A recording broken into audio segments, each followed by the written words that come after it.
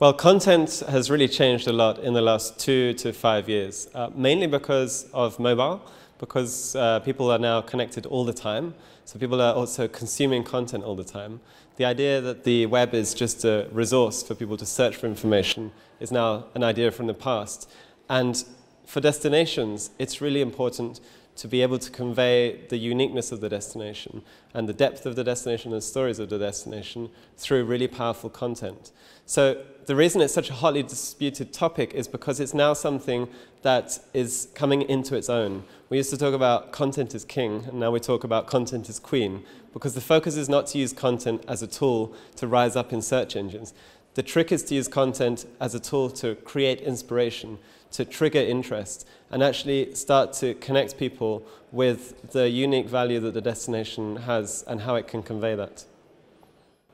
So the trends in content marketing right now, I would definitely say, are focused on live content. Live content is something that has only just become possible because everyone has huge amounts of data on their phones. Smartphones are able to stream content in real time. And we're seeing the emergence of a very different nature of social media channels popping up, or even messaging channels, you could say. So one of the big channels that people are looking at is Snapchat, and looking at whether this is something that they should take seriously and how they should think about how they can convey their story through a channel like that.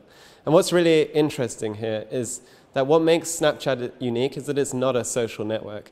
It is a messaging platform. It allows people to talk through the medium of images and video, and allows people to actually create content on top of other content. And that is something that we've never really done before. This is something that represents the behavioral characteristics of a new generation, which has grown up only with mobile, only with touch interfaces. And we can see that now because the millennial generation, 30% are actually booking entire travel experiences without going onto a traditional desktop computer. But the fact that everybody has a phone in their pocket means that everybody can create content in real time.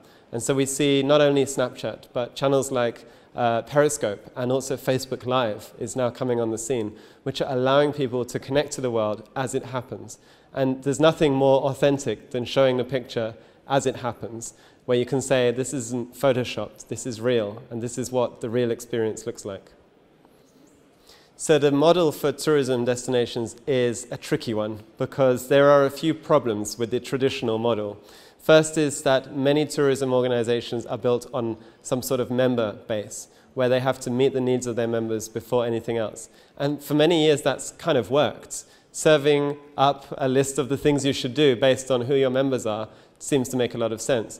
But we have to now think about what our visitors want first, and curating content which meets their interests before anything else.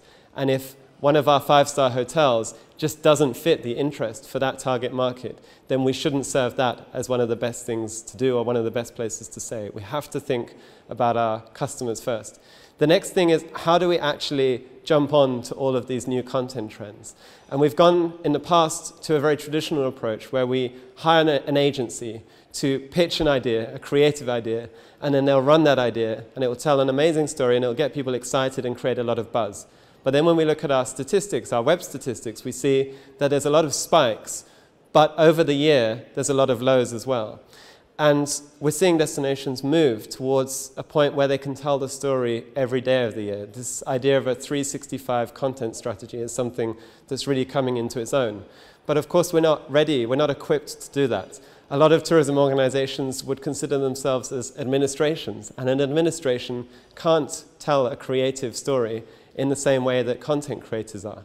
So we're seeing increasingly teams being changed, and we're seeing new roles being created. In the case of Oslo, they have a buzz maker and a buzz team, and they're really thinking in a passionate way about how they can create some buzz all the time, not just around how to get an agency to do that.